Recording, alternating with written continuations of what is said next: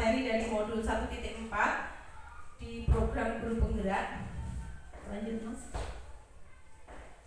Jadi ini pengantarnya gini Bapak-bapak, memahami pentingnya membangun budaya positif di sekolah itu sesuai dengan filosofi pendidikan Ki Hajar Dewantara, di mana pendidikan itu diharapkan berpihak pada murid, jadi tidak terfokus menjadi gurunya, jadi bukan teacher center tapi student center ya. Jadi kita bisa memahami bagaimana peran seorang pemimpin pada sebuah institusi. Jadi walaupun kita bukan kepala sekolah, kita diasumsikan bahwa kita itu menjadi seorang pemimpin ya, walaupun itu pemimpin di kelas atau pemimpin di pembelajaran. Jadi ketika kita nanti ada kata-kata pemimpin bukan berarti kepala sekolah ya, tapi guru ya. Kemudian memotivasi warga sekolah untuk memiliki, meyakini dan menerapkan nilai-nilai kebajikan yang sudah disepakati. Nah, sehingga tercipta budaya positif yang berpihak pada murid ya. Nilai-nilai kebajikan yang disepakati itu nanti ada beberapa langkahnya di slide berikutnya. Lanjutkan Mas. Jadi membangun budaya positif itu kita akan meninjau tentang strategi menumbuhkan lingkungan yang positif dulu. Jadi sebelum memunculkan budaya positif, lingkungannya harus positif dulu.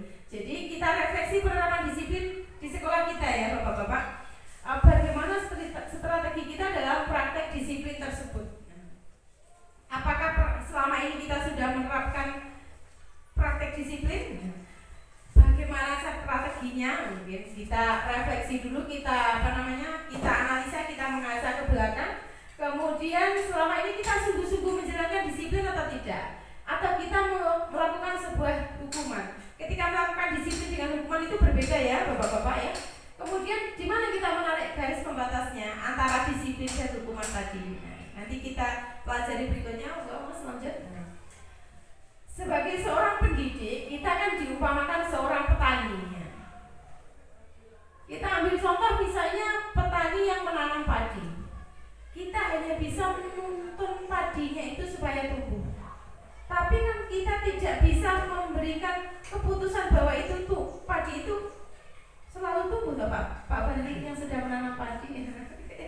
Jadi untuk padi itu tumbuh kan tidak hanya kita tanam kok, tapi kita perbaiki airnya, irigasinya, kita beri pupuk. Nah, ya seperti itu. Ketika kita tidak merasakan cuma nanam padi dok, ketika kita tidak rawat kan belum tentu hasilnya maksimal. Lanjutkan Mas. Jadi kita ibaratkan ketika sekolah itu adalah tempat kita bercocok tanam. Murid tadi seperti padi, kita hanya bisa menuntun murid untuk menjadi apa yang diinginkannya dengan menciptakan lingkungan yang positif, ya, budaya yang positif, kita memberikan semangat, kita memberikan motivasi. Panjenengan kan tidak bisa memutuskan bahwa dia akan menjadi seorang apa. Panjenengan kan tidak memutuskan dia akan menjadi baik ketika keluar dari sekolah kita. Kita kan tidak bisa memutuskan dia akan menjadi seorang camat, seorang pejabat, seorang ustadz. Tapi kita hanya menuntun saja supaya dia berperilaku baik, mempunyai pengetahuan, dia yang seperti kita, yang baik-baik lah ya. Lanjutkan Mas. Oke, salah satu contoh tanggung jawab seorang guru adalah menciptakan suatu lingkungan positif di sekolah kita yang didukung dari seluruh warga sekolah tidak hanya guru, mulai kepala sekolah, guru, penjaga sekolah, petugas kebersihan, siswa termasuk orang tua siswa. Walaupun orang tua siswa tidak semata-mata datang di sekolah, ada kalanya kan mereka kan datang juga, walaupun tidak selalu. Petugas kebersihan walaupun mereka tidak berhubungan langsung dengan siswa, tapi juga menciptakan budaya positif. Misalnya ketika tahu halamannya kotor ya dicuci, disapu. Ketika kamar mandinya kotor ya dibersihkan. Walaupun itu dibantu oleh tingkat kelas, tingkat siswa atau bapak ibu guru yang lain. Lanjutkan Mas. Oke. Sekarang kita amati lingkungan sekolah kita. Bagaimana suasananya? Apakah murid-muridnya saling berinteraksi?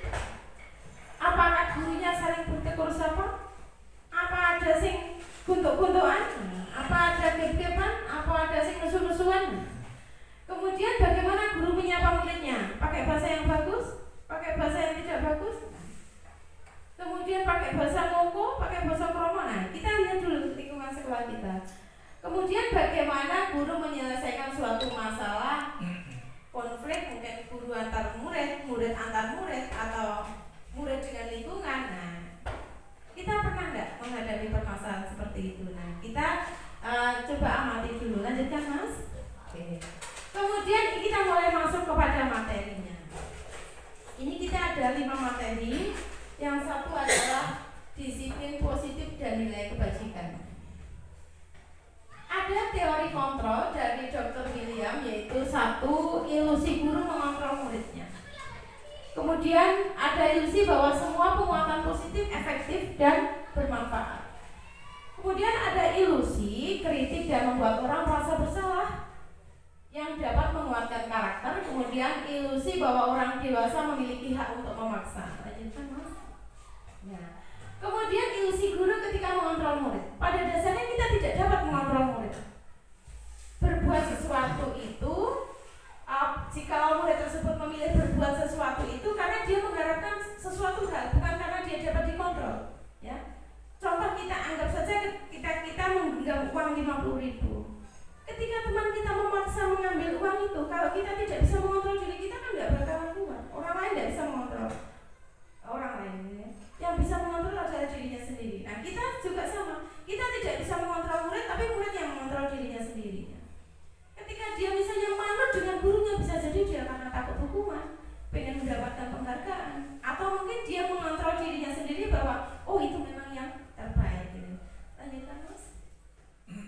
Oke, kemudian ilusi bahwa penguatan positif efektif dan bermanfaat. Nah, ini adalah penguatan positif atau bujukan, ya. Segala usaha untuk mempengaruhi murid agar mengulangi suatu perilaku tertentu adalah suatu usaha untuk mengontrol murid. Misalkan, ya, tidak saya tulis di situ. Misalkan kita cuma mengontrol murid atau memerintah murid supaya dia bersemangat. Itu adalah suatu bujukan dengan kata-kata tertentu. Itu maksudnya bukan kita mengontrol secara mutlak, tapi kita membujuk supaya dia mempunyai karakter positif yang kuat, kemudian menjadi suatu kebiasaan, kemudian berlanjut menjadi suatu budaya positif. Lanjutkan, Mas. Oke. Kemudian ilusi bahwa kritik dan membuat orang merasa bersalah dapat menguatkan karakter. Menggunakan kritik dan rasa bersalah untuk mengontrol murid menuju pada identitas gagal, mereka belajar tentang nilai buruk pada dirinya sendiri. Ya. Jadi seperti kita itu ketika berbuat kesalahan, bukan kita menyalahkan orang lain, tapi kita menilai diri kita sendiri. Yang kita lakukan tadi benar apa salah? Nah itulah. Jadi dia merasa bersalah, orang menilai buruk dirinya dulu, baru kemudian dia menilai berikutnya, ya, oh tadi ada kesalahan yang dilakukan oleh si ini, oleh si itu, tapi dia mengontrol dirinya sendiri, menilai dirinya sendiri. Oke, ilusi bahwa orang dewasa memiliki hak untuk memaksa. Banyak orang dewasa percaya bahwa mereka bertanggung jawab untuk membuat murid-murid berbuat hal-hal tertentu. Seperti kita itu ketika menjadi suatu tugas profesional seorang guru, kita harus merasa bertanggung jawab pada murid. Kamu itu orang nurut. Ketika mereka tidak nurut, kita sudah menilai bahwa kita itu bukan guru yang bertanggung jawab. Padahal bukan seperti itu. Bisa jadi karena ada beberapa faktor lainnya. Oke, lanjutkan, Mas. Nah, ini kemudian ada materi kedua kita, Mas. Sebelumnya ada pertanyaan. Kayaknya pas, Pak Badina. Pas. Oke. Kemudian kita lanjutkan teori motivasi, hukuman, penghargaan, dan restitusi. Ada 3 motivasi perilaku manusia, yaitu 1 untuk menghindari ketidaknyamanan atau hukuman. Ini biasanya anak-anak kita, ya. Ini adalah tingkat rendah dari motivasi perilaku manusia. Tapi kita juga ada yang seperti itu, ya. Biasanya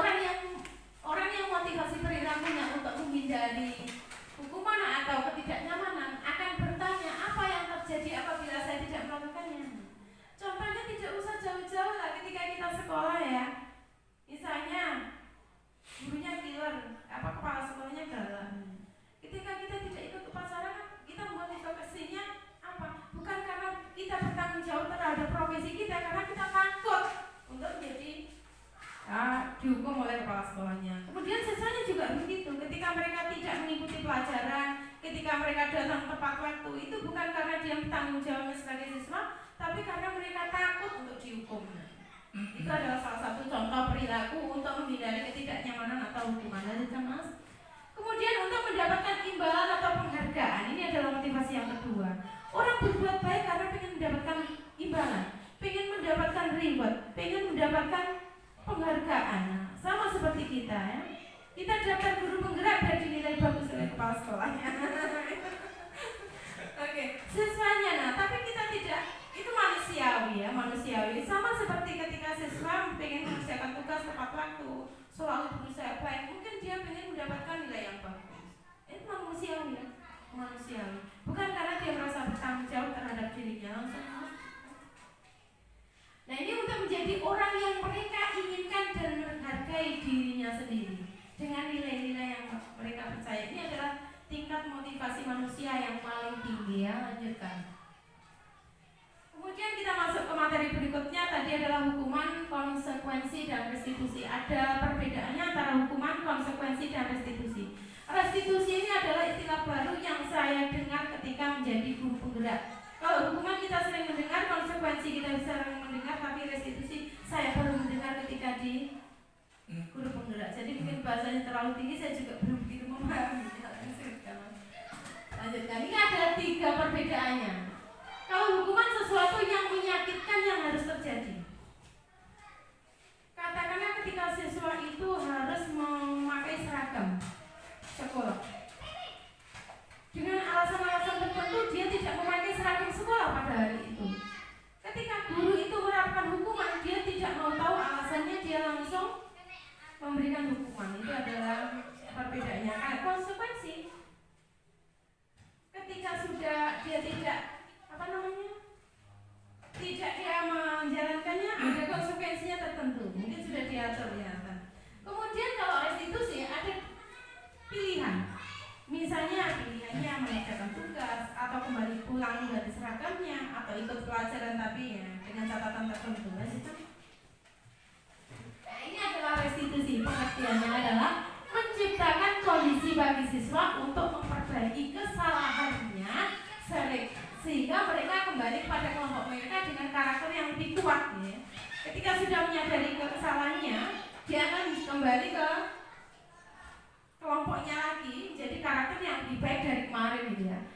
Restitusi juga proses kolaboratif yang mengajarkan murid untuk mencari solusi ya. Mencari solusi untuk masalah dan membantu murid tentang orang seperti apa yang mereka inginkan. Dia ingin menjadi orang yang seperti apa dan bagaimana mereka harus memperlakukan orang lain. Nah, ini juga berlaku guru juga ya, tidak hanya siswa. Lanjut. Oke. Restitusi bukan untuk menebus kesalahan, tapi untuk belajar dari kesalahan. Dalam restitusi, ketika murid berbuat salah, guru tidak mengarahkan untuk membayar kesalahannya tersebut, untuk menebus kesalahannya tersebut. Tetapi, fokus itu pada tindakan yang menebus kesalahan dan menghindari ketidaknyamanan, bukan usaha untuk memperbaiki diri. Jadi, intinya bahwa ketika siswa atau kita melakukan suatu kesalahan, kita harus belajar dari kesalahan itu. Selanjutnya besoknya jangan dilakukan lagi, atau jangan terlalu sering dilakukan. Lanjutkan Mas. Restitusi memperbaiki hubungan. Nanti kalau misalnya ada pertanyaan atau yang kurang jelas mungkin bisa dilanjutkan di sesi ngobrol ya. Atau nanti filenya bisa dipelajari sendiri. Okay. Restitusi adalah tentang memperbaiki hubungan dan memperkuatnya. Restitusi juga membantu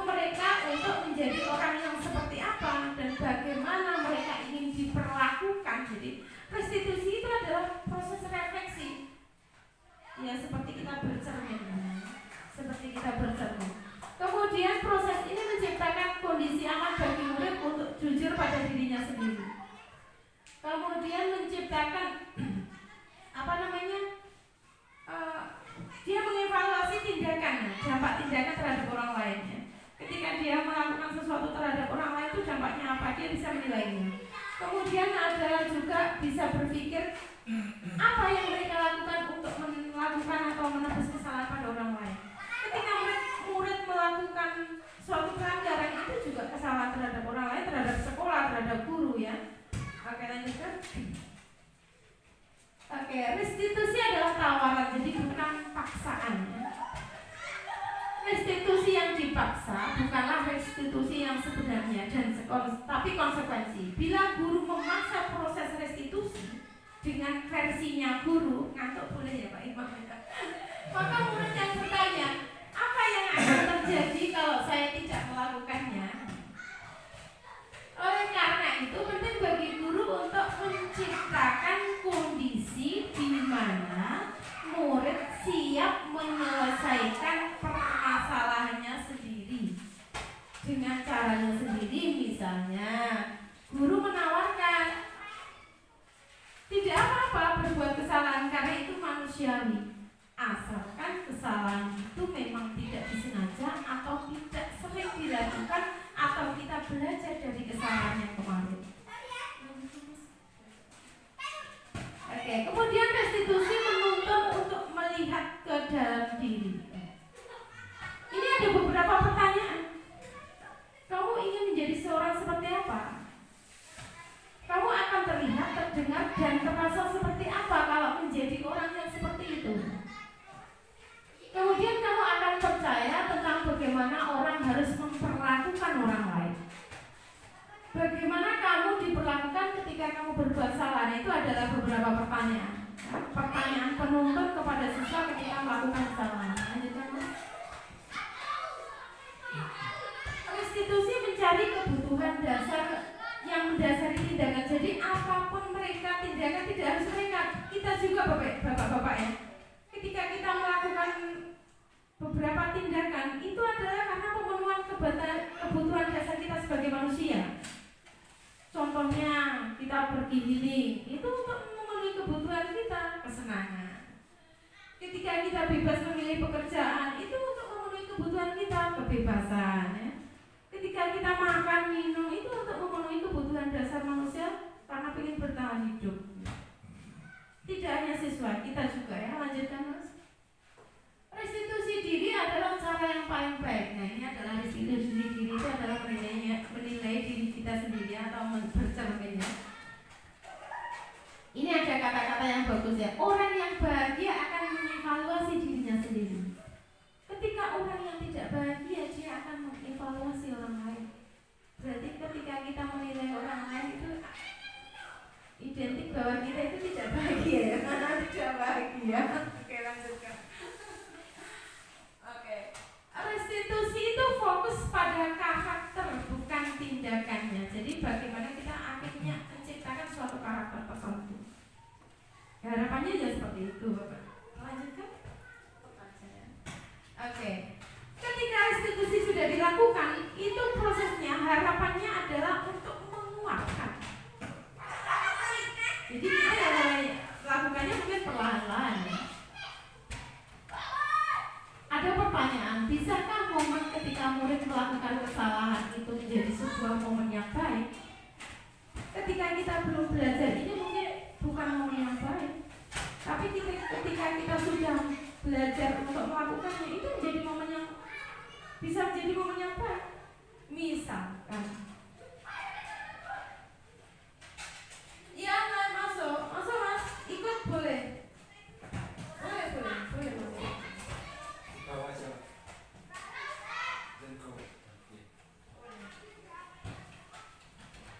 Misalkan hal yang sederhana ini bukan kesalahan ya. Misalkan menjadi petugas upacara. Ketika dia salah melakukannya menjadi petugas upacara, mungkin itu pada saat itu orang merasa bahwa itu pas momennya nggak baik. Tapi bisa jadi itu menjadi restitusi, 5 posisi kontrol. Jadi kita sebagai seorang guru itu ada 5 posisi kontrol. Yang pertama adalah sebagai penghukum. Seseorang penghukum guru bisa menggunakan hukuman fisik atau verbal. Fisik ya fisik, verbal kata-kata ya. Orang-orang yang menjalankan posisi penghukum senantiasa mengatakan bahwa sekolah mempunyai sistem atau mempunyai peraturan tertentu. Ini tegas. Lanjutkan. Yang kedua adalah pembuat merasa bersalah. Guru bisa membuat muridnya ketika melakukan kesalahan itu sadar dirinya bahwa dia merasa bersalah dengan secara otomatis, misalnya dengan kata-katanya yang halus, kata-katanya yang lembut, atau dimana bisa membuat orang itu merasa tidak nyaman. Itu bisa terjadi seperti kepala sekolah kayak gitu. Walaupun tidak ditegur, kita sudah merasa bersalah, nah seperti itu ya. Nah, kita juga bisa menjadi pembuat merasa bersalah ketika siswa melakukan suatu kesalahan tertentu. Kita mungkin bisa membuat murid-murid itu tahu diri, terus merasa dirinya bahwa bersalah, terus akhirnya ingin memperbaiki kesalahannya. Lanjutkan. Bisa menjadi teman dengan siswa ya. Ini guru dengan siswa ya. Bisa menjadi seorang teman, misalnya dengan ngobrol santai. Asalkan dengan catatan ketika kita itu menghadapi siswa yang SMP mungkin beda dengan SD ya. Kalau SMP ketika menjadi teman ya jangan terlalu dekat dan gitu ya. Apalagi yang masih bujang kan akhirnya kan tidak bagus ya. Oke, lanjutkan. Kemudian menjadi pemantau. Berarti mengawasi. Pada saat kita mengawasi, kita bertanggung jawab atas perilaku orang yang kita awasi ya. Posisi pemantau berdasarkan pada peraturan-peraturan yang ada atau konsekuensi, atau karena adanya keyakinan kelas tadi.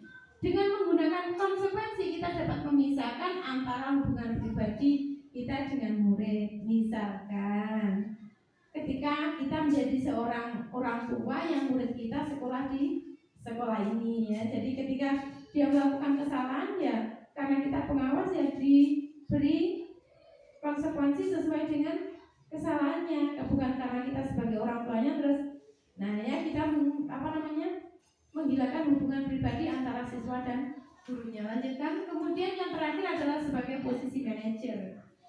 Walaupun kita bukan kepala sekolah, tapi kita bisa menjadi seorang manajer terhadap muridnya, yaitu mempersilakan murid untuk mempertanggungjawabkan perilakunya, mendukung murid untuk mencari solusi dari permasalahannya dia sendiri. Lanjutkan. Terakhir, restitusi, segitiga restitusi. Ini yang saya juga masih belum begitu paham ya. Ini ada segitiga restitusi, ada 3 langkahnya. Lanjutkan Mas. Langkah pertama adalah menstabilkan identitas. Oke. Bagian paling dasar dari segitiga itu adalah menstabilkan identitas. Kemarin saya sudah praktek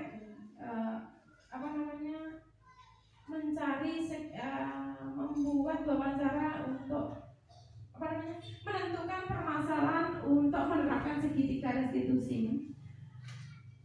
Ada kata-kata guru misalnya ini, menstabilkan identitas seperti ini. Ketika kita menjumpai siswa yang melakukan kesalahan, kita panggil, terus kesalahannya mungkin tidak terlalu berat ya, kan biasa-biasa saja. Misalkan ya, dia mengebrak meja karena marah dengan temannya. Kita anggap itu sesuatu yang wajar. Kenapa? Karena dia marah dengan temannya ketika dia alat sekolahnya dipinjam tapi tidak dikembalikan. Bapak ibu guru, bapak-bapak misalnya kita punya sesuatu terus dipinjam terus tidak dikembalikan atau dirusakkan mungkin marah ya. Nah itu adalah manusiawi. Itu adalah salah satu cara untuk menstabilkan identitas. Jadi kita memanggil, itu suatu kesalahan yang manusiawi asalkan apa yang kita lakukan tadi tidak terlalu berlebihan. Misalnya ketika kita menjumpai peralatan sekolah dipinjam tidak dikembalikan langsung kita tarik, kita pukul, kita ajar, itu adalah sesuatu yang berlebihan. Asalkan tidak seperti itu, mungkin misalnya marah-marah atau menggebrak meja dan lain-lain. Lanjutkan. Kemudian tindakan yang kedua adalah validasi tindakan yang salah. Seorang siswa yang meminjam peralatan sekolah temannya tapi tidak dikembalikan, kemudian dia marah-marah dan mengebrak meja. Kemudian gurunya tindakan validasi tindakan yang salah seperti ini. Menurut kamu menggebrak meja itu tindakan yang betul apa salah? Nah, seperti itu adalah contoh menggiring siswa untuk mengidentifikasi tindakan apa dari tindakannya yang ingin menegur temannya tadi tapi tetap salah gitu ya. Seperti marah-marah dan menggebrak meja itu adalah salah satu tindakan mencari. Nanti bisa kita kembangkan ke kasus-kasus yang lain. Lanjutkan Mas. Kemudian menanyakan keyakinan. Terakhir adalah menanyakan keyakinan. Ketika keyakinan kelas kita sudah terbentuk, ya, tindakan yang menggebrak meja tadi adalah tindakan yang melanggar keyakinan kelas. Nah, kita tanya keyakinan kelas apa yang dilanggar? Misalnya di situ tadi sudah ada keyakinan kelas menghormati teman. Nah, itu adalah salah satu melanggar keyakinan kelas. Dan kemudian ditanyakan menuntun untuk mencari solusi. Seperti apa? Ketika teman meminjam peralatan sekolahnya dan tidak dikembalikan, sebelum kita marah-marah atau menggebrak meja, mungkin kita bisa melaporkan kepada ketua kelas. Kalau pinjam penggarisku tapi malah dipukul nih. Kalau menginjam pensilku tapi enggak dikembalikan. Ketika ketua kelas tidak mempan, mungkin bisa mengadukan kepada wali kelas. Itu adalah salah satu segitiga restitusi adalah suatu tawaran untuk mencari solusi dirinya sendiri, mencari solusi dari permasalahan yang ada. Jadi tadi ada permasalahannya, misalkan ya, saya kasih gambaran. Pak Bandi itu meminjam pensilnya Pak Dian, tapi setiap kali minjam tidak pernah dikembalikan. Didelesep ning sae, didelesep ning tase, utawa dirusak nih. Lah Mas Dian ini marah-marah.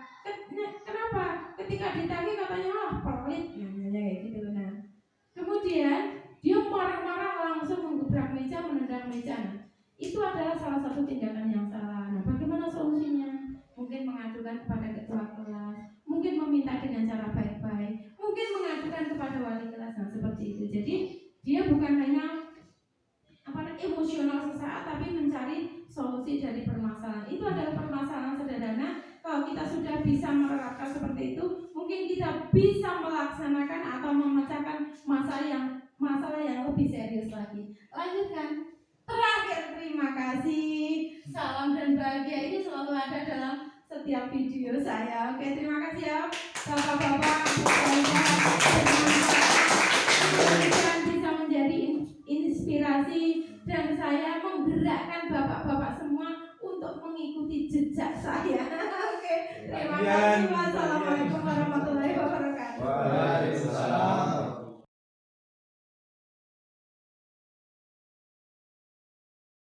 Jadi kelompok karena jumlah muridnya 25, kita buat 5 kelompok. Jadi silakan dihitung 1 sampai 5. Oke ya, kita mulai dari sebelah sana. 1, 2, 3, 4, 5. 1, 2, 3, 4,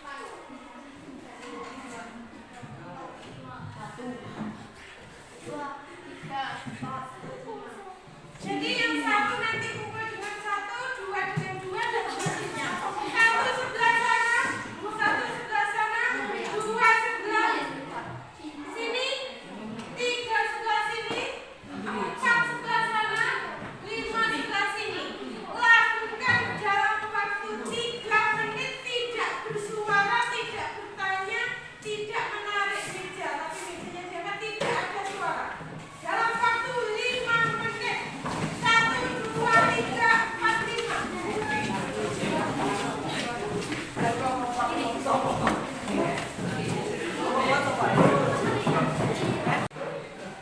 Kelompok berapa?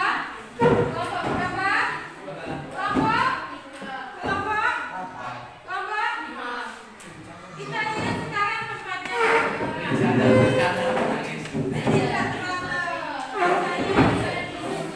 Kita lihat pembagiannya. Paling rapi kelompoknya siapa? Kelompok 1.